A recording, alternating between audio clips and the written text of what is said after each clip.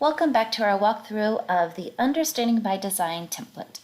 In Stage 1, we organized the end goals for our curriculum planning and developed the big ideas. We will keep Stage 1 planning in mind and refer to it often when completing Stage 2 of UBD.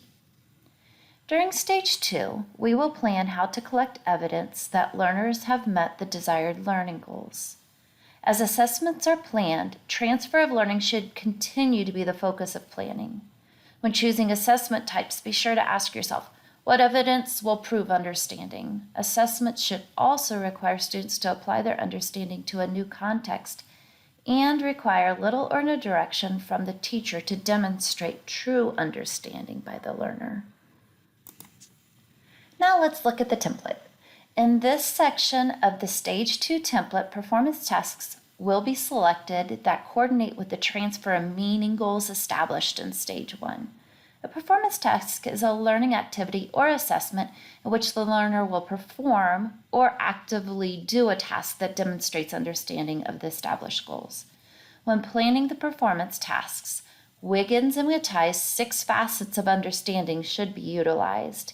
These 6 facets include explain, interpret, imply, perspective, empathy, and self-understanding. All facets don't need to be used for each activity. Choose the facets that are most reasonable for the task. The performance task should coordinate with the established transfer and understanding goals from Stage 1 and recorded in the template. Finally, evaluative criteria should be planned for the performance task. This criteria will establish what will be the focus when evaluating the assessment in order to assure understanding was achieved. Some examples of criteria are content, organization, originality, just to name a few. We are now going to move on to the second part of Stage 2. Once performance goals are established for transfer and understanding goals, other evidence of understanding should be planned. This evidence is collected to demonstrate knowledge, skills, and other areas that have been reached. These assessments can be formal or informal. Assessments such as quizzes, observations, journals, or homework can be included. Criteria should also be established for evaluation to help navigate to the desired outcome of proof of understanding. These assessments should also coordinate with established goals from Stage 1 and recorded. We've now reached the final part of this stage.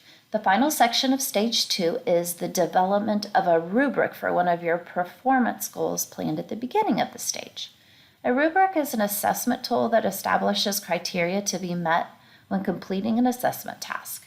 The criteria is set along a continuum of performance levels, clearly defining the expectations for exemplary work down to work with no evidence. Rubrics are both beneficial to the teacher and the learner. They establish clear learning expectations of the assessment. They allow students to self-evaluate and set goals. They keep grading consistent and is compared to an established expectations. This is just to name a few.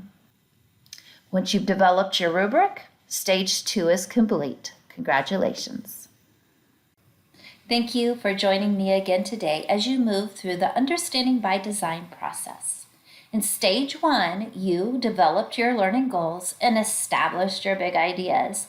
Today, you took your work from Stage 1 and applied it to Stage 2, where you developed ways to collect evidence to ensure students meet the goals of the unit and transfer their learning to authentic and new experiences. My name is Amy Brewer, and I'm wishing you successful planning.